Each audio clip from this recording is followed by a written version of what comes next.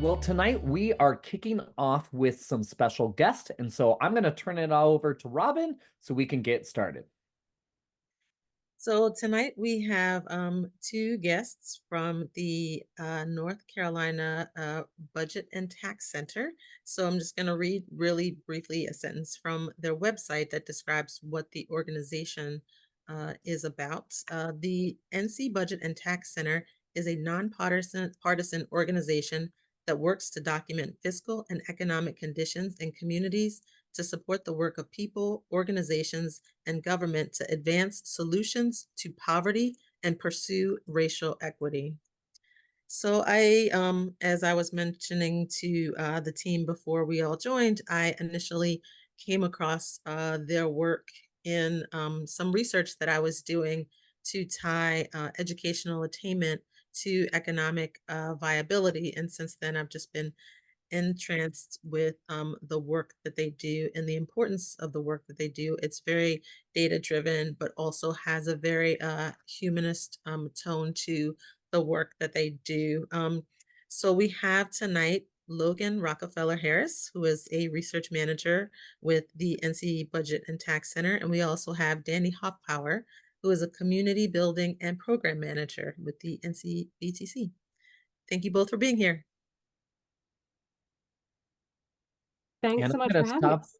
Yeah, sorry, I'm going to stop sharing my screen because I believe our guests are going to have some visuals to share with us. So take it away, Logan and Danny. Thanks so much. I will bring up my slides, and I first will just say hello. My name is Logan. I'm also based in Durham, close to Robin. And I'm going to be giving a really quick kind of overview of what our organization does and how budget and taxes are connected to some of the issues that y'all have been reading about, I think, in this book, in terms of how those connect to economic justice and fighting poverty. And then talk a little bit more specifically about one kind of data tool that we have that is a different way of thinking about income. So maybe while I bring that up, I'll just pass it over to Danny to say hey.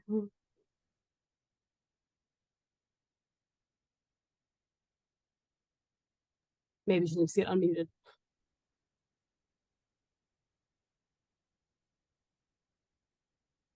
There you go, Danny. Awesome. Thank you. I was typing in the chat. I'm not allowed to unmute. Hey everyone. I'm Danny Hoffpower. Like I was introduced, and I am based in Raleigh, North Carolina. I'm originally from South Louisiana though, so I always got to throw that in there because all my family still lives there. So I still consider that home. And I'm very excited to be here with all of you and with Logan. So thanks for having us. All right. Do y'all see my slide? Yes. Cool. And you just see like one slide, not the weird view where you see the notes. Great. I feel like they change the interface all the time. So we are obviously a North Carolina-based organization. You're going to hear a bunch about North Carolina, but I think that the issues that I'm going to talk about apply to every state, and we're actually also part of a national network of similar organizations that exist in most states across the country. And so after I'm done with the presentation, I'll drop some information into the chat about that, and then that I'm sure we'll also, we can send that to Robin to be included in your follow-up information. So just FYI, for those who aren't in North Carolina, we'll make sure to get you info that connects to where you live. In like her introduction, Robin read part of our like basic description of our organization, so I'm not going to reread that to you. I think that one thing I want to lift up is that our organization does a lot of research and kind of produces a lot of analysis, but we think that that needs to be done in really deep collaboration with community partners, both to make sure that the information that we're sharing actually reflects their experiences and the policy solutions that we advocate for meet their needs. And so that's a kind of part of our organization I think we're continually working on strengthening, and want to just emphasize that the research kind of can't exist in a vacuum without those partnerships. And Danny can talk a little bit more about some of the specific ways we make those connections. But I also want to sort of lift up our vision for our state, is that we can be, North Carolina can be a place where everyone can reach their full potential and achieve well-being through the support of trustworthy and anti-racist institutions that we all participate in building. And so I want to, lift up that we think there's a role for government institutions in building racial equity in this country, in our state and in this country, and that we all want to be a part of kind of creating those policies and institutions. I don't think we're going to get there if we don't all participate. Like a little more about our priorities, you might guess from the name of our organization that we are interested in budgets and taxes, and that would be correct. So we want to see state budgets that meet our state's needs and also expand opportunity for everybody, particularly with a focus on people who've been really directly marginalized from economic opportunity in our state. And we think that that's only going to happen through tax policy that generates enough money to actually fund those needs through our budget, but also that specifically asks very wealthy people and corporations to pay what they owe. And that's part of building what we call a people-centered economy. So an economy that's really focused on kind of creating well-being for people, making sure that people have access to high-quality jobs, that they have access to, jobs that give their life meaning, and that they have, are able to have income that can support their needs. But part of that economy is a strong social safety net, which isn't just about helping people kind of meet their basic needs. That's part of it. But we also believe that that policy advances all of our humanity. And, I believe that when I live in a community where I know that my neighbors aren't going hungry, I know that everyone's kids have access to great public schools, I know that Black, brown, and white people are able to get what they need in the state. And, in my neighborhood, that makes my experience in my life better also. Some of the ways that we kind of think about the budget specifically and sort of the strategies that we use within our organization. One is around connecting people to the budget process. So most people, even people who are pretty politically engaged, are often not very connected to the biggest policy process that happens within their state. Generally, your state's budget bill is kind of the biggest piece of policy that gets passed in a given year. And we want to make sure that people kind of know about how that process works and understand how they can connect with their legislators to share their priorities. Obviously, we do a lot of work on the state level. Local budgets, city and county budgets also really affect people's daily lives. And so we're kind of expanding our work on local budgets as well. And we also want to kind of build the awareness of how both where money is going in the budget, but also how we generate that money, which is through our tax choices, impact people's everyday lives. So sort of, being helping folks make the connection between schools that their kids go to, whether they have access to good childcare, whether they have sidewalks in their neighborhood, what do your local parks look like? Those are connected to budget choices that our legislators make. And we also really want to, emphasize that we believe we need public investments to get to the equitable and anti-racist outcomes that we want to see. So really kind of lifting up the need to strengthen those public institutions and public systems. And I will say in North Carolina, like we are up against pretty bad policymaking that has been happening at the state for the last decade. So we've seen, legislative leaders that have been really committed to passing tax cuts that have primarily benefited the wealthy, while, really key institutions like our public education system have been, drastically underfunded. And so we think that in order to address this, we know that we're not going to be able to do it on our own by making our bar charts, even though I love my bar charts. I know that that's not what's going to make the difference in terms of just publishing the numbers, explaining, how these things work. We know that we need to be part of a movement, and we need to have, a lot of people kind of involved in this fight. And I actually just want to pass it to Danny for a moment to speak a little bit about some of the ways that we kind of connect with community. She's going to need the power of speech again. Awesome. Thank you. Thank you. Yeah, so I often say people care about budgets and tax, but they just don't know that they care about that yet. I think that community building in general, it approaches policy and structural changes in ways that increase power building capacities and influence of communities that are most impacted by inequities. And when we are doing this work, we need to center the folks and the communities most impacted by the inequities that we are fighting to get rid of. And so that is where we bring in our community building portion, and also making sure that we are, reallocating resources. We're spreading our power to leaders in communities all over North Carolina, and helping folks have access to information. So with our programs, we have several programs, but two that I'm in charge of is our Better NC Fellowship. It's a 6-month fellowship, and then our Summer Program Institute, our Summer Policy Institute, sorry, y'all. And so through these programs, we build and cultivate. So we support momentum and advocacy and organizing. We engage folks.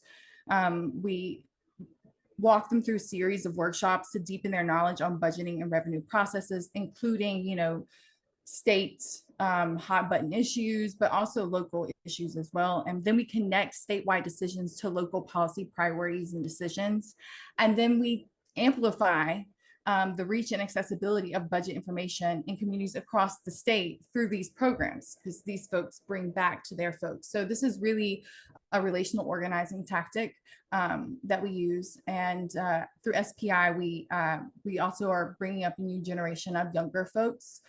We used to only focus on university policy professionals, but recently have changed that to folks who want to be involved in policy work. And even if that is outside of the traditional route of doing that, because we all deserve a place and a voice in this work.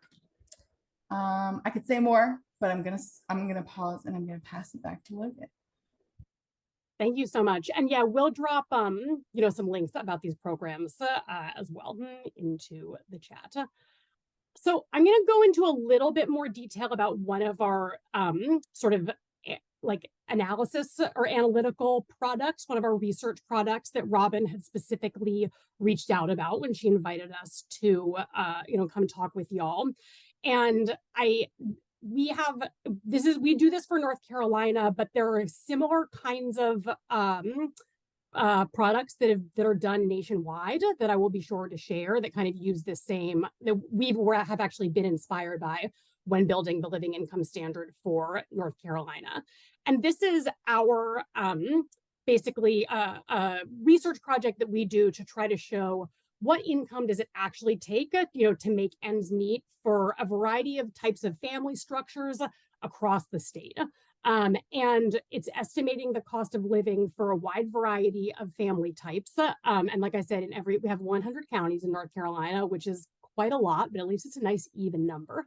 And we do this, a different standard for each county based on 8 household needs. So those are food, housing, childcare, healthcare, transportation, taxes, debt payments, and then some kind of miscellaneous necessities, which include like minimal costs for clothing and things like that. And the reason that we have, think that we need a standard that is different from some of what's out there is that typical benchmarks that we have for wage and income are really not adequate to think about what it means for people to be able to support themselves and their families. So our minimum wage, some of y'all who are like from California, for example, might be like extra shocked and appalled by this, but our minimum wage in North Carolina is the same as the federal minimum wage. It's $7.25 an hour. That leads, if you work full time, to under $15,000 a year in annual income, which is just barely above the federal poverty level for an individual. It would be, you know, below the federal poverty level if you were trying to support, you know, a child in your household, for example. So that kind of also shows us, you know, that the federal poverty level is really an extremely low measure of income. That is, I think that y'all have been, you know, reading about this, but is based on pretty outdated measures of how to think about, you know, what kind of income is, you know, can support people, and really hasn't been like adequately updated, and does not take into consideration differences in cost geographically. We actually also often talk about our living income standard with folks from like either from the private sector or the nonprofit sector who are thinking about salaries, and often, you know, folks will use comparable salaries when trying to set, you know, they'll be like, well, what are other people paying around here? We'll set our salaries there. But we really try to say, if you want to think about setting, you know, having a salary that benefits your employees, you want to think about what's the actual minimum cost that they need to support a family.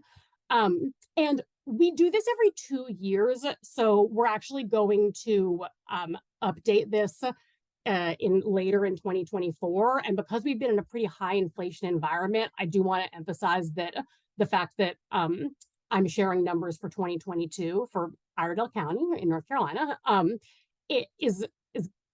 it will have increased a pretty significant amount by when we release new numbers. But I just kind of wanted to give an example of how this stacks up for a sample county in North Carolina. You know, this is looking at the monthly living income standard for a family of 4. So that's for you know, 2 parents and 2 kids.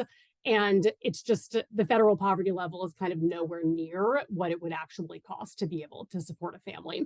And even, you know, twice the federal poverty level, which is sometimes used as a cutoff for some kinds of like public benefits, wouldn't actually reach the living income standard. And then I also wanted to share just an quick example of how it differs across the state. So one thing Robin had asked about specifically was like, why do you do it, you know, for every single county? And again, I just will say that one aspect of the federal poverty level that makes it so inadequate is that it's the same for everywhere across the country. So we know that rent is not the same in Mississippi as it is in Seattle. And, you know, we know, you know, other costs really vary from state to state. And they certainly also really vary within states. So the cost of living is higher in the urban areas of North Carolina. You know, for folks that don't know, these two kind of darker blue areas show like the triangle, so like Raleigh and Durham, and then Charlotte. So kind of the biggest urban areas within the state. So we think that it's really important when considering what is enough income for somebody to have, that we need to think about what it actually costs, like what do you actually have to spend your money on to be able to support yourself and your family, and you know, what does it cost where you live. And I have a few resources that I think these will, obviously you can't click on these links right now, but we'll be sharing these for you to follow up on. I have some just blog posts here that we've written about taxes and the North Carolina budget specifically, and then some opportunities to get involved with our organization. For folks in North Carolina, we do have an advocacy day on May 2nd that we would love to invite you to. And I will also share, we're part of a network, like I mentioned, it's called the State Priorities Partnership Network. You don't need to remember that. But there are organizations in almost every state in the country that do similar kinds of work to us. And so would encourage you in other states to look those up. I'm gonna stop sharing to go to the Q&A, and then if people like really want to look at a slide again, I can bring it back. But I like to be able to see more people's faces.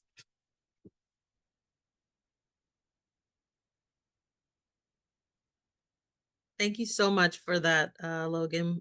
We really appreciate the background about your organization and what you guys do, and how it's important to constituents' everyday lives. So we do have a few other questions that we're gonna lob at you. So you started out talking about taxes. So one of these comes from our planning team member Peg, who couldn't be with us tonight. She had done some perusing on your website before the meeting, and she says your site mentions a fairer tax structure, including refundable tax credits at multiple levels of government. What does this tax structure specifically look like? Who qualifies for the tax credits? Talk a little bit about how this will be structured to ensure that we provide funds for teachers, teacher salaries, higher minimum wage, because as you mentioned, it's pretty behind the times here in North Carolina, more and higher quality daycare centers. What do you propose to ensure these monies are allocated to those most in need of supportive infrastructure so that they can be gainfully employed? I know that was a lot, so if you need us to repeat it, we definitely can. Yeah, I'll do my best to answer a few. I think there were a few different parts to that question. So in terms of what a fair tax structure looks like, I think that one is, like I said, part of a fair tax structure is very wealthy people and corporations paying what they owe to contribute to, generating the revenue that our public services need. And so part of that is having corporate income taxes. In North Carolina, we're currently on a path to eliminating our corporate income tax by 2030. So it's being stepped down. It's been stepped down for several years and will continue to be stepped down until it reaches zero. And so we think that that's, a giveaway to profitable corporations that we, is only going to benefit wealthy people and to some extent out of state corporations within our state, while reducing revenue that we need access to. We are also, I think that also includes a progressive income tax. So again, a progressive state income tax. Again, we're talking about state policy with all of this. And that's one that, asks people with more money to pay a greater share of their income in taxes. Currently in North Carolina, we have a flat personal income tax.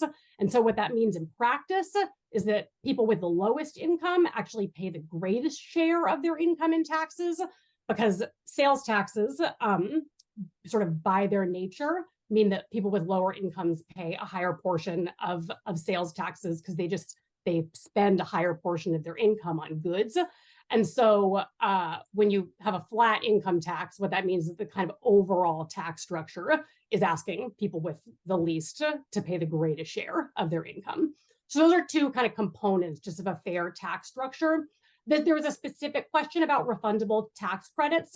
We are actually working on some research for a proposal for a really robust child tax credit within North Carolina. And so we'll be releasing that within the next few months. And we're working on figuring out kind of what income level it should be at in order to have the greatest impact on poverty reduction and really kind of target folks with the lowest incomes. So I can't answer the question for you right now about exactly what that income level should be at, but I can share some specific information about like some detailed research about the way that the child tax credit has been structured during its the time brief period that it was expanded. And so if people want to get like really into the weeds on that, I will point you to the right place. What other? Okay, there was some questions in there also around teacher salaries and the minimum wage. So teacher salaries are something that comes through public budgeting. And so I would say that the way that relates to the tax data, or sorry, not the data, that way that relates to tax policy is that, we need to ensure that we have enough money to pay our teachers, not just living wages, but, competitive wages that help them stay in teaching positions instead of leaving teaching for jobs that are easier and pay better. And in order to have the money to do that, we need to have taxes that generate enough revenue for us to be able, to do that. And we also need to make decisions within our budgeting about what we prioritize. So I think there's the direct connection to taxes is we need to ensure that we're generating enough revenue to get those wages to be sufficient.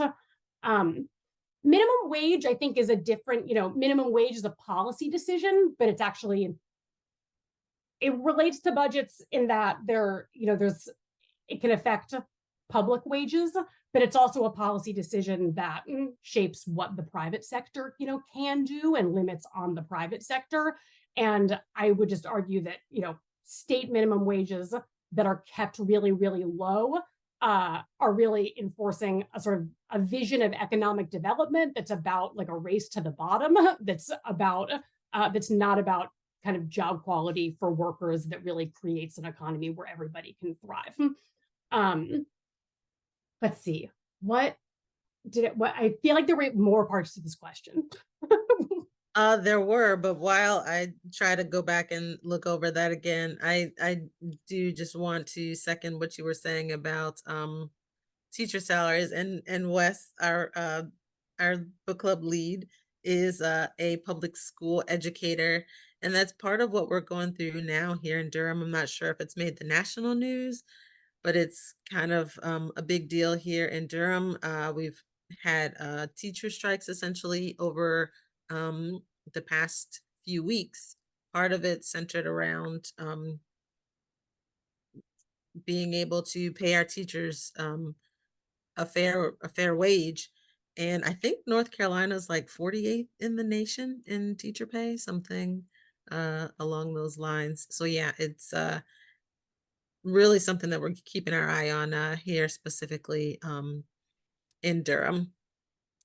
I think you may have covered most of those in that question. So A couple questions in the chat that I could respond to. I may not be getting all of them, but I could grab a couple of them. I think one is just a question about, can we reverse the elimination of the corporate income tax? And the answer is yes.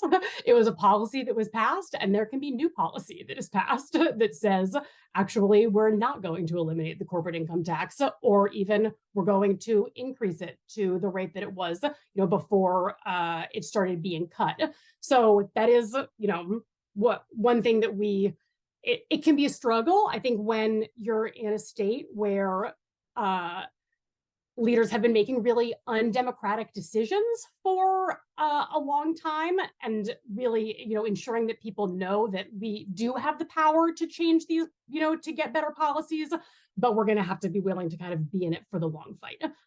But when, state policy is made, new state policy can be made that changes it. There was also a question, I think, about folks that are not eligible for benefits like the child tax credit because their incomes are too low, and why that can happen. Yeah, I can read that one if you like. And I apologize. I meant the parts of that one question. I didn't mean every question had been answered, just for that one question that had like 5 parts to it. Alrighty. So for this one, your organization reported that more than 5 million fewer children would be living in poverty nationally today if expanded eligibility for the child tax credit had been maintained.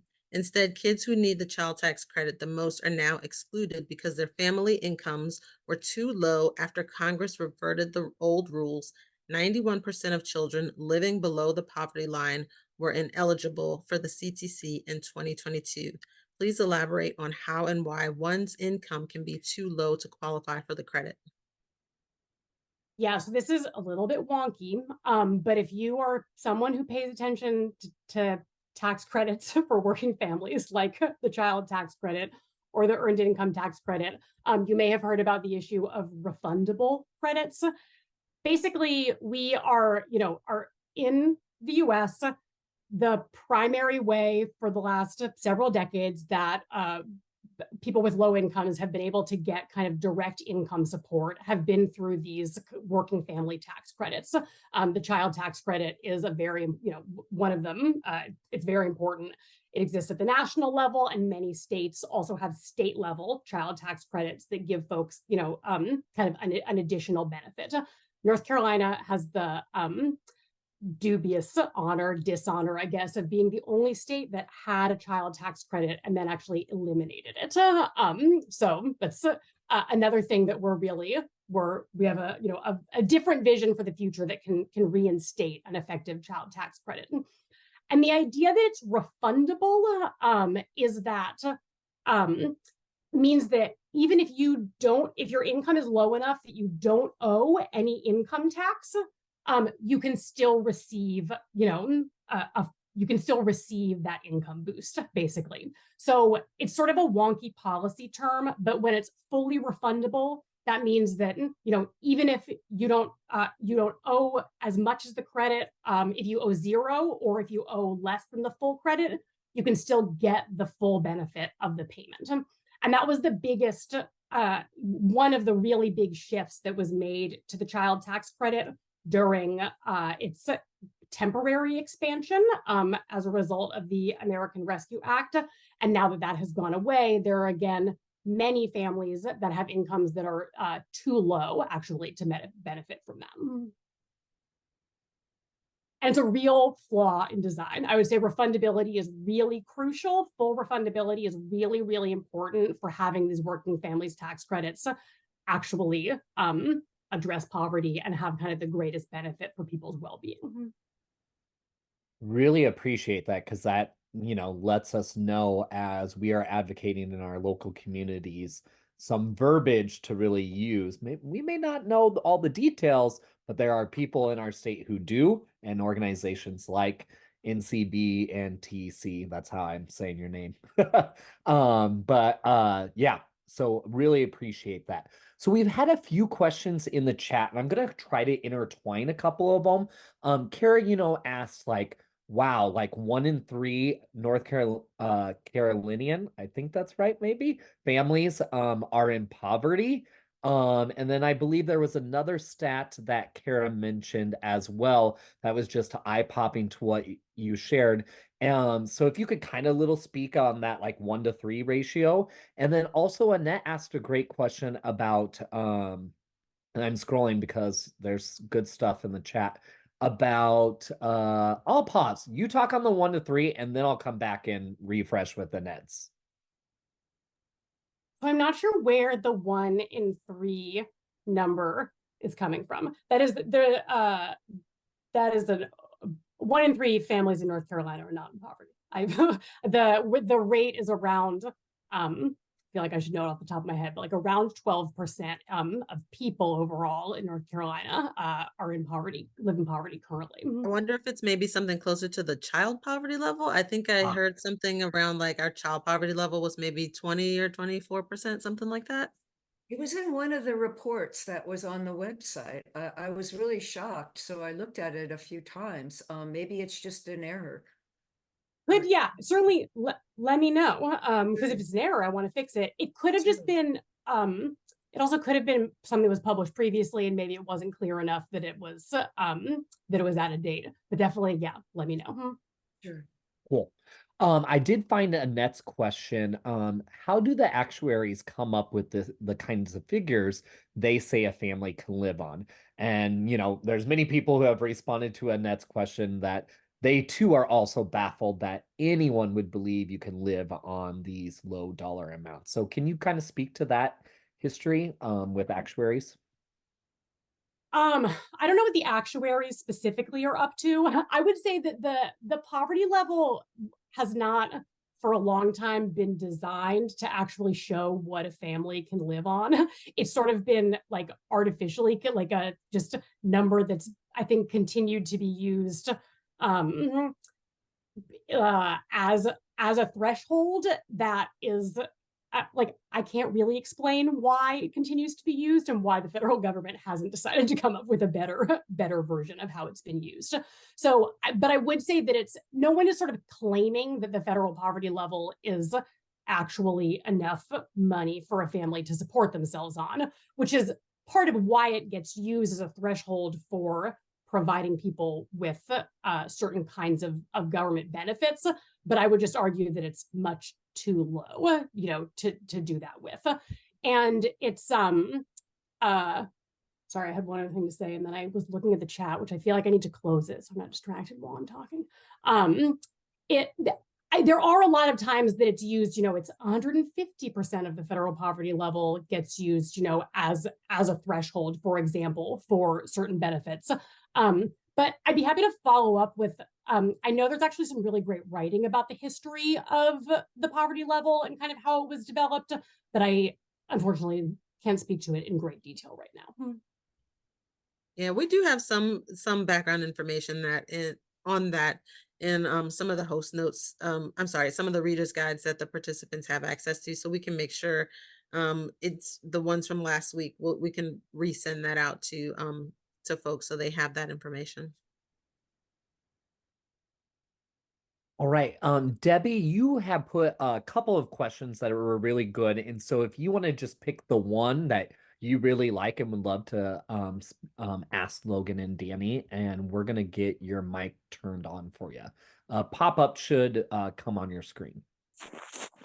Yeah, so it just seems like we're having to subsidize this and that and this group of people and that group of people.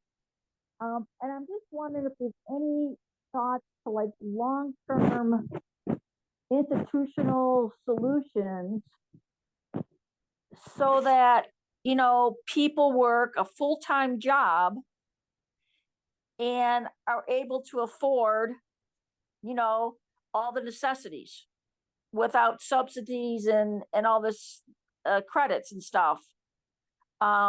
Because, so much of that is tied to the policies and the politicians of the day. I just think back to when I was growing up, like 150 years ago, when, your parents worked full time and you had enough money for the necessities, plus a little something. And it seems we just keep getting farther and farther from that. And everyone has to be subsidized, and it just seems like it's kind of a short-term whack-a-mole.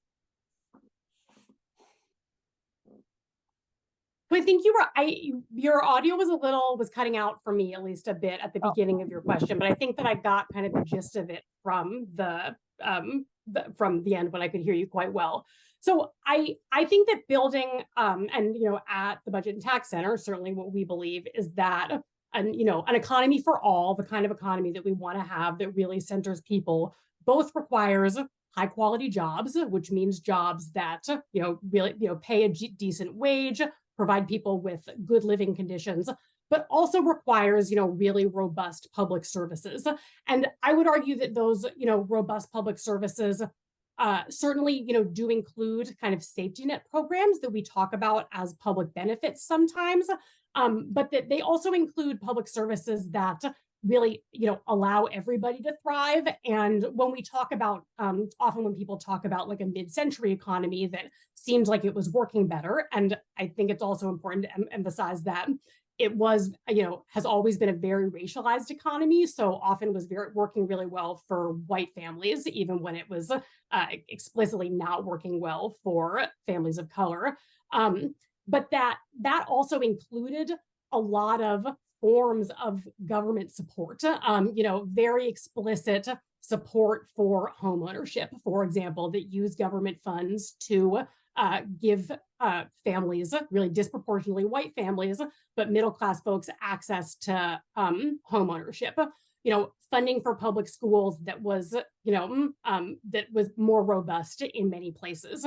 And so I would kind of push back against the idea that having like really strong public support and public programs doesn't mean that we have an economy that's like working well with by supporting people just through employment. I think that there are many countries that have very strong economies where there's high quality employment, but that doesn't mean that there's not also kind of really robust public funding for services and support for people, safety net support for people that need it. Appreciate it. Thank you for the question, Debbie, and thank you.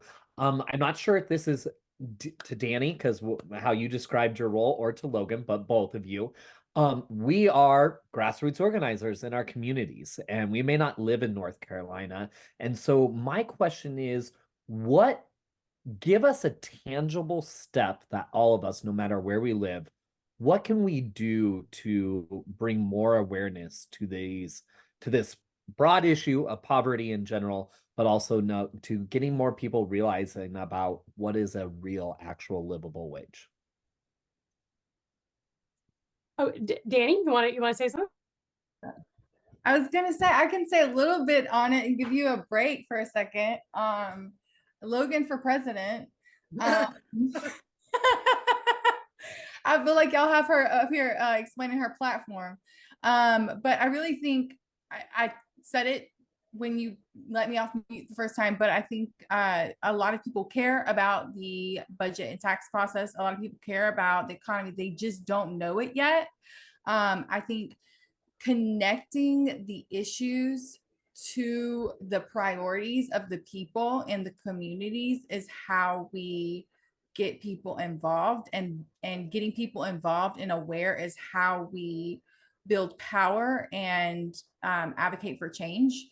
We can't do it. We can't do it by ourselves. Movements and change doesn't happen alone, and so we have to bring everyone along with us. And a lot of people are trying to survive, and they are not connecting or not seeing that, you know, the inequities in budgeting and taxing processes could very well be why they are, you know, unable to bring their kids to school because teachers are on strike, or they're unable to afford childcare, or, you know, they're unable to afford groceries. And so just connecting those issues to budget and tax, and letting people know they belong in those areas. Education knowledge is key. So I think just getting that tangible information out to everyone is how we start the change. People just don't know. They don't know. And that's where we make a difference, is when we let people know knowledge is power. Yeah, and just to second that, I think a lot of times people don't know what they don't know. So a lot of some of the statistics, as I read through some of your reports, some information I was aware of, other information I was not, and some of this information it will floor you, especially learning that our corporate tax income rate is going to be gone in 6 years. That's wild to me. So yeah. And I did drop a resource from the Economic Policy Institute, which we actually, when we developed our living income standard for the first time, we used a lot of their research to inform that. They have what they call it a family budget calculator, but a kind of similar product for every county and city in the country. It has a ton of information. And then a link to this network, the State Priorities Partnership, where there are organizations that do kind of progressive budget and tax advocacy in most states across the country. So you can take a look at the organization in your state and kind of start to follow them and their research and policy priorities. Thank you. I did look at it, and I put something in the chat because our governor is trying to get rid of property taxes and increase sales tax. And the link I shared in the chat is a partner organization, Open Sky. So I know the folks who work there, and they're great work. So very cool. Thank you for sharing that. We have time. I want to honor the time commitment that we shared with y'all from the beginning. And so Cynthia, you know, you asked a great question, you know, to think in terms of equity. You know, we also racial equity, but also that issue our elder population has to deal with in terms of affordable housing. And so Cynthia, I'm going to get your allow you to turn your mic on, and you can ask your question, and then that will wrap up our Q&A time, and Robin will finalize it all for us after you ask your question, Cynthia. Okay, thank you. Well, the question is, I'm curious, in other communities, I'm in San Jose, California, which is, you know, ground zero for unaffordable housing. But I was curious to know if other people are aware of any similar problems in their communities and a lack of available units.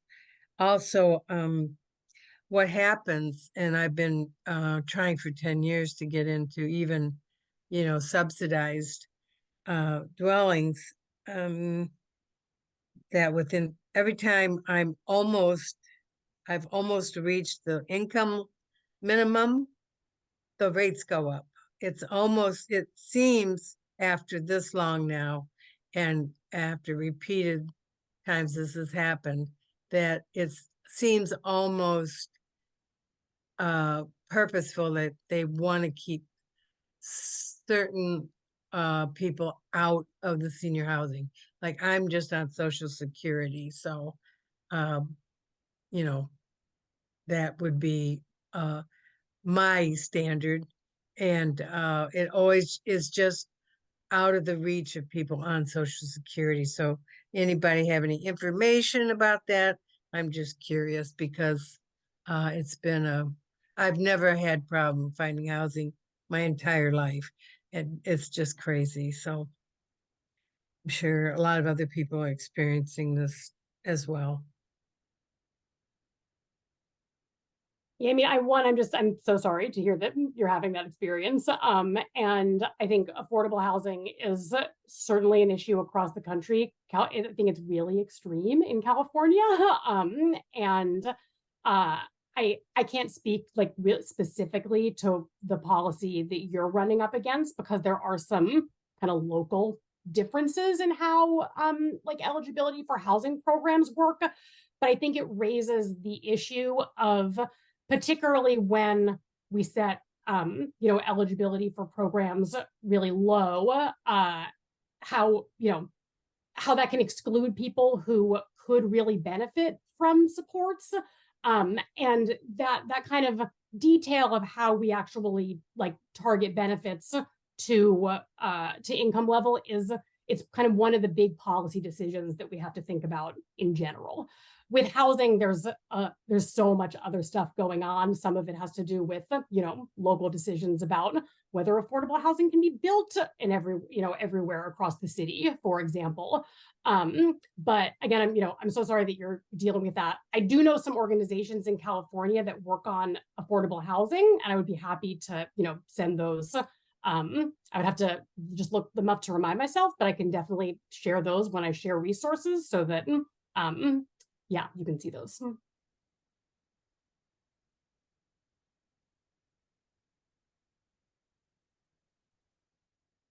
Thank you, Cynthia, and thank you, Logan. And Robin's gonna wrap it up, and then on behalf of the book club team, myself, thank you so much, Danny and Logan, and thank you for all the work that you do in North Carolina. Truly impressive. Go ahead, Robin. Well, well, she just took the words right out of my mouth. Thank you so much to both of you for being here and talking about your mission and the importance of taxes, wages, and understanding budget and how it impacts people's everyday lives. So to our participants, I just want to encourage you to take their words to heart and think about how you want to stay informed around issues of taxes in your communities, around issues of your local budgets, and to also think about when you're going to the voting booths, when there are budget measures on your ballot, to make sure you're thinking about those. You're looking at the research and making informed decisions. And again, we will make sure that we're sending out these resources that Logan and Danny have provided. And if you guys want to say anything, Logan and Danny, to our participants before you head out, we'll go ahead and give you a quick second to just say bye to everyone and a quick word. Thank you again for being here and for your time. I Thank you, just guys. want to thanks for the invite. I think it's awesome that y'all are building community across the country in this way. And just grateful to get to share a little bit about our work. And I hope you have a wonderful discussion. So Thank you. meaningful.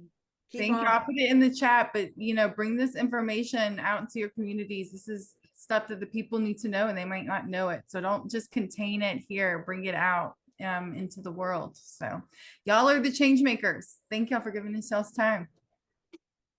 Thank you both. Have a good evening. All right, I'm gonna turn it back over to Wes. Thank you, Robin, for that connection, and truly the resources that they have that are on their website and that Robin will make sure to put in the follow guide. Truly use that, because that is great information that you can take to fellow change makers within your community to really get more people focused on this issue, to, as Desmond said, I think in the prelude, to be poverty abolitionists. And so really, really great. Thank you, Robin, again for this connection. So we are going to transition very quickly because we got about 30 minutes and we're probably not going to get to everything, but I'm a teacher and it's always good to have more things to have planned than not enough. So, hopefully though you found that discussion guide that the team puts together to be insightful as you read and reflected. And so we're going to get started with a quick poll question. And the poll feature's not working on Zoom, so I gotta talk to my Bigger Bridges team members and figure out what the heck is happening here. So we're gonna skip the highlight and kind of that quick level summary, just so that we can really dive into discussing with one another. And to start, and you can answer this question by just putting a 1, 2, or 3 in the chat. But when you see poverty, what type of emotion best characterizes your initial reaction? Put a 1 in the chat if it is guilt that we have not done more to address it. 2, relief that you are not in the same situation. And 3, no time to think about something that is not your direct responsibility. So however you honestly best characterizes your reaction when you see poverty. And I'm seeing the chat bubble number pop up, so appreciate you all participating in that way.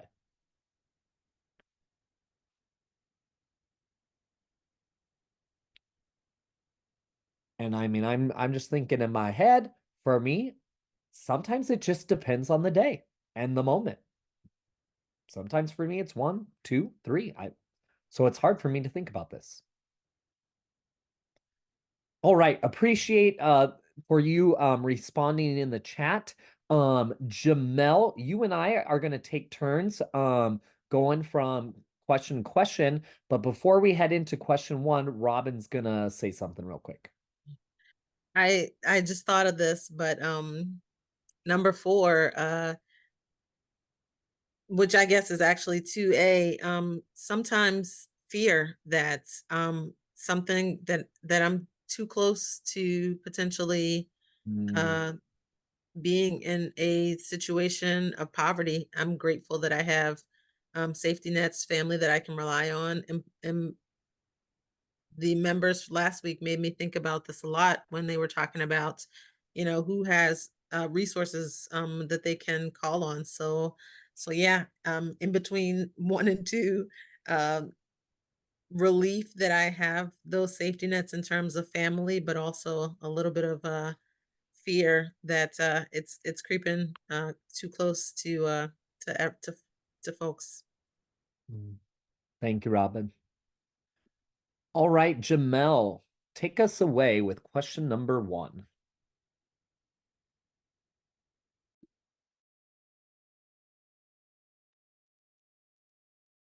Yes, thanks, Wes. So question number 1 kind of builds off of our polling question. Why are we so afraid to talk about poverty in more than an abstract manner? So as you're thinking about that, think about the fact that many people responded to that polling question with guilt. Do they feel guilt? Robin said she felt fear. People feel a certain amount of relief that it's not them. But what are some of the, if we have all of these feelings, why is it so difficult for us to talk about it in more than an abstract way when we're trying to address problems?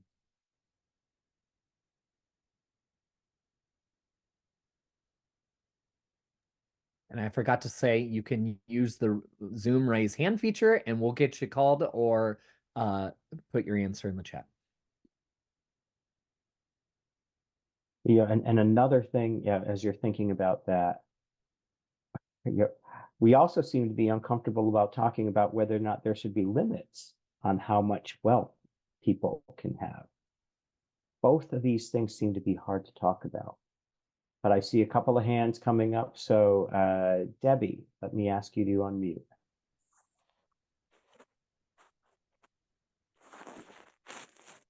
You should be able to go ahead, Debbie. I think the guilt. I think if we start talking about it, then we're gonna have to do something. Debbie, I think your microphone might be covered. Better? Yes. Yes. I think it ties into the guilt. I think if we start talking about it and we feel guilty about it, then we really need to do, then we have to do something about it. And I don't think I think we're just too comfortable not being part of that group. So I think it's just really a comfort level. And I think it kind of all ties into like, it, doesn't really apply to us. Yes, we feel bad about it. We feel guilty about it, but not really my problem, I guess. I don't know. Now, as a good point, and I see in the chat, Vanessa, Vanessa and Mary have both raised something similar. A lot of things coming in from the chat. Annette, I'm going to ask you to unmute. Just really briefly, yeah, for me, guilt is huge. I grew up as a kid in poverty-stricken countries. And so something that I thought about a lot is just my own survivor's guilt. And quite frankly, people just don't want to talk about it. Just when you try to talk about these kinds of issues, folks just don't want to talk about it. So that's all. Thank you. And I'm seeing in the chat, Amelia says, in some ways we lack the concrete tools and vocabulary to discuss the issue of poverty other than as an abstraction. Mary has said we've transitioned from the war on poverty to a war on individuals who we blame for their impoverished condition. Those are both some really excellent points. Paula, I'm going to ask you to unmute.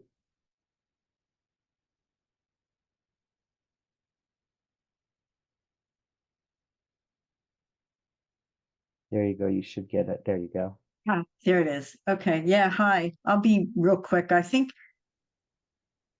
my initial reaction was guilt and then a lot of other, emotions, but underneath it, I think was also fear.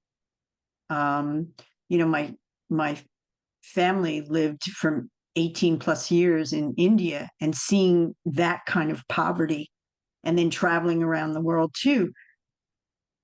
And then seeing it here, it becomes almost, how do I help? What do I do? From a personal level to a system level. And the last thing, just a thought too, I recently, the last 5-6 years ago, I had to, help to take care of my mom and transition her into an assisted living facility and then into long-term care. I was very adamant that whatever funds she had would be spent for her care. I didn't try to move it into where it got saved. And you can do that. But eventually I had to spend her down so that she could get on Medicaid. So that process alone, for our elderly senior citizens, and she, She lived in North Carolina too, I might add. It's just there's so much layers to this about what we've institutionalized in our understanding of poverty and how to take care of each other. So I'll end it there. Thanks, Paula. Excellent. I'm going to unmute Tracy.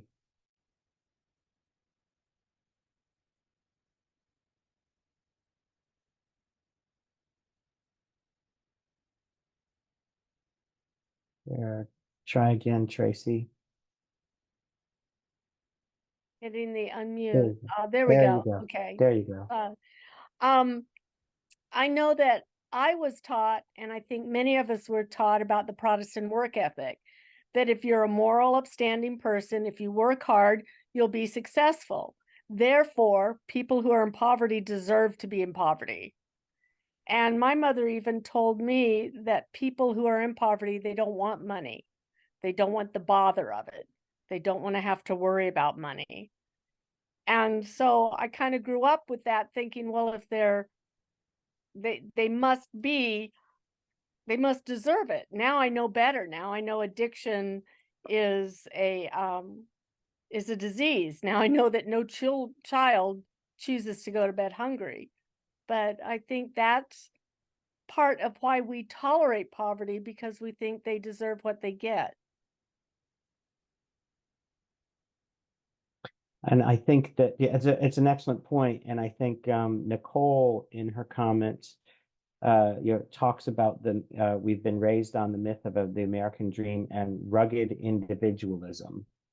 And we ignore the fact that systems we've created are failing us and don't want to have the uncomfortable conversations around why they're failing us. So, I mean, from all of these comments and from the things that you're raising, it seems to be something that is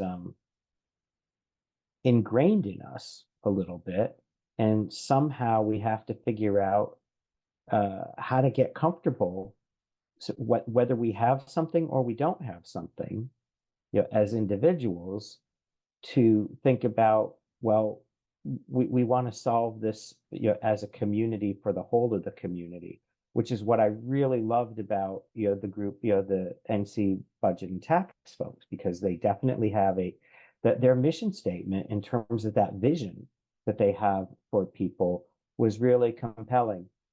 Amy, I'm going to ask you, Amelia, I'm going to ask you to unmute. One of the things that strikes me about this book is how much unlearning of assumptions we have to do. I mean, even things like taking for granted the idea of a bank account. When I'm onboarding new employees and we all push them toward, we want them to have direct deposit. That's what payroll people want. I handle HR for a small company, and it dawned on me, if I have an employee who happens to not have a bank account, what do I need to do, to cancel that assumption, accommodate that employee? Because just realizing what it would take in some circumstances just to create a bank account, it's just so for me, growing up in not in poverty, there's two things that come to mind. Is how do I unpack all those assumptions so that I can really see the mechanics of poverty and the systemic, the systems that are put in place to perpetuate poverty, and the fact that in recent years we see so much of a widening of the gap between the very rich and the very, very poor. The poverty line, it is affecting the middle class. I mean, for many families, they're just one crisis away, okay, from being in these desperate situations. And so, we have to get away from the assumptions around the Horatio Alger that, hard work will prevail, and just really take a look at these systems that are and the author, sorry, I don't mean to rant over, the author says we all benefit from it, but I think the very rich benefit in ways that middle class people do not. So that's my 2 cents. Good, really good point. And what you said just reminds me, I don't know how many people, when I was in primary school, they used to, we would, they'd sign us up for like individual savings accounts. And then they would give us a little envelope, once a week, and we were supposed to put a dime into it or ask our parents to put a dime in. And I'm remembering that now, and not everybody had a dime. That the whole point was there was an assumption that this was something that was going to happen in every household and for every kid. But it was pretty clear, when it came time to pick up those envelopes on that weekly basis, not everybody was turning them in. It's just you brought up a memory. Are there any other thoughts on this? Because otherwise I'm gonna, we don't have too much time, and I want to, kick it back over to Wes. Well, I really appreciate those of you who were willing to have your mics turned on to share, and the things that have been in the chat. You all have really put Robin and Kara to a good work, because they help manage the chat and really help make sure that that's reflected in our feedback just as much as those who do share on their mics. So appreciate that. We're going to combine a mix of 2 and 6, and I'm not going to share my screen just for time's sake, but we'll put the question in the chat here. And so, in what ways does our economic system and policies keep people in poverty? What functions does poverty serve in our society? And what have you observed about the ways these systems and policies impact your community? So I'll let you reflect on that for a little bit, since we kind of switched it up from what was in our guide that we sent out. But I'll say it out loud again, but again, it is in the chat. In what ways does our economic system and policies keep people in poverty? What function does poverty serve in our society? And what have you observed about the ways these systems and policies impact in your community? And Linda has shared in the chat, cheap labor. Yep. I see some folks with their head or cameras on, they're not in their head. Paula says poverty provides access to low-wage workers.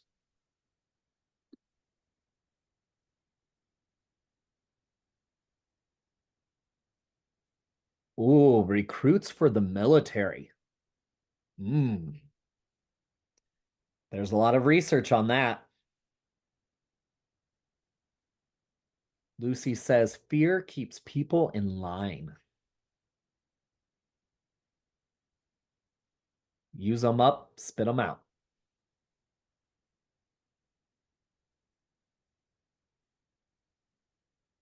Go ahead, Robin. So one thing that Desmond talks about a lot in this book, and I haven't read Evicted yet, but it's part of the theme of that book, is housing, and how our housing policies and our zoning policies impact basically whether or not people stay in poverty, because housing costs are a big component to people's budget, like we just saw with what Logan and Danny presented in their presentation. If someone is paying exorbitant portions of their income to housing, then they don't have the necessary funds to be able to take care of other needs. Also, the way zoning laws and policies work to keep certain people in certain demographics in certain areas, and then our policies of who gets services, how quickly they get services, like repairs to water systems, to lighting, to public parks and things like that, that depress communities. All of that has kind of a compounding effect into what people's lived experiences look like who are in poverty, and whether or not they can can pull themselves out of poverty.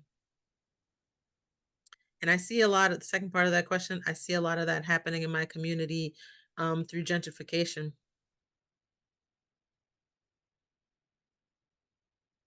Oh, thank you, Robin. Lucy, we have whole industries that make money helping the poor.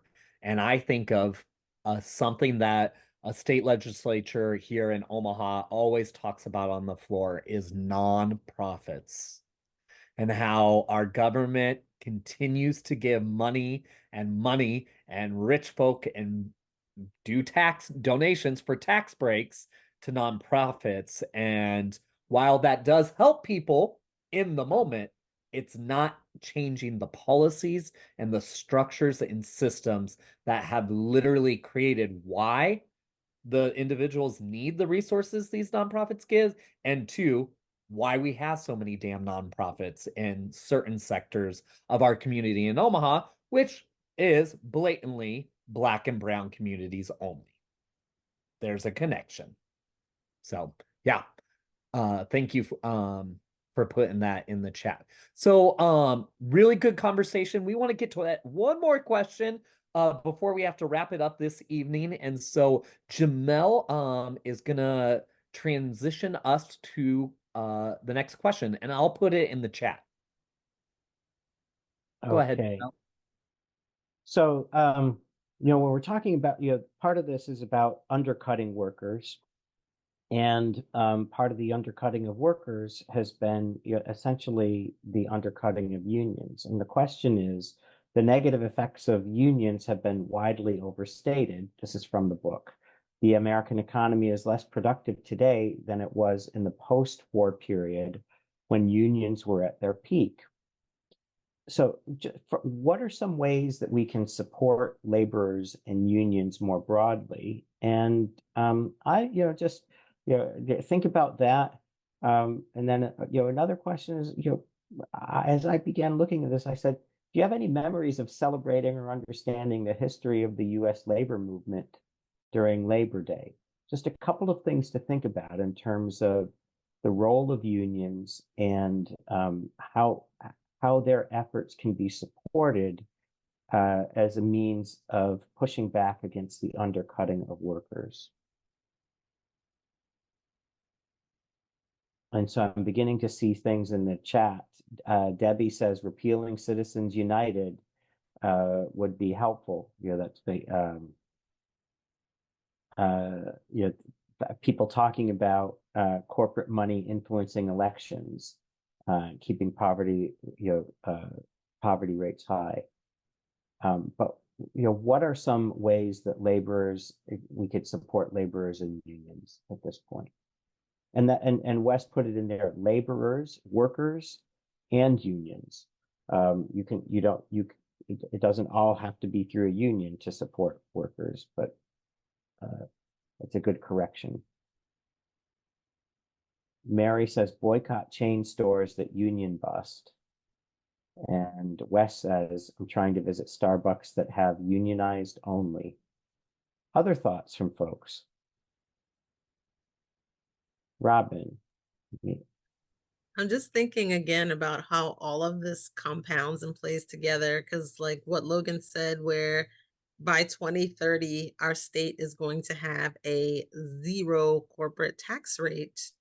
And then I have to look it up to be certain, but I think our state is like a right to work state, which basically allows corporations to union bust.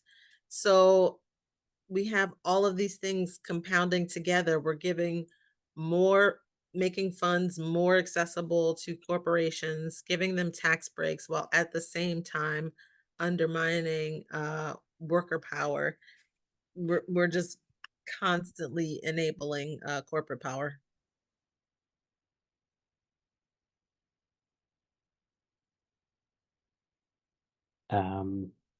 Thank you, Robin. Annette, I'm going to ask you to unmute.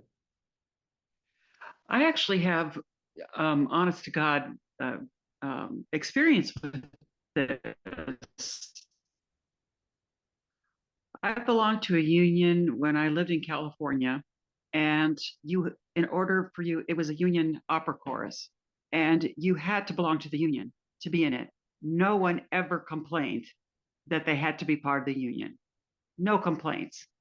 I'm here in Pennsylvania now, which is a right to work state, and I work in an organization that has a union. But since we're a right to work state, you can either be in the union or not. And you get to have the same benefits that the union fights for, whether you're, I see Wes is nodding, you get the same benefits whether you're part of the union or not.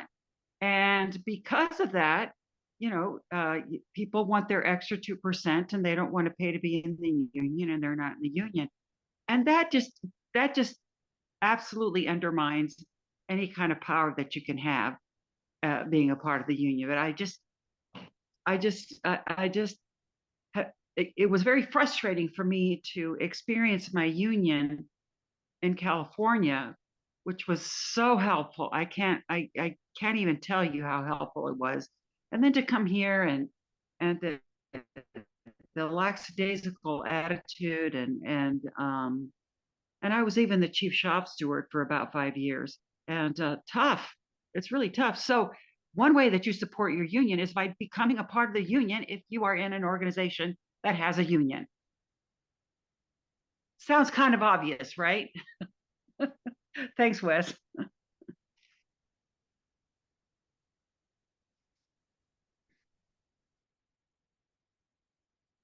Other thoughts?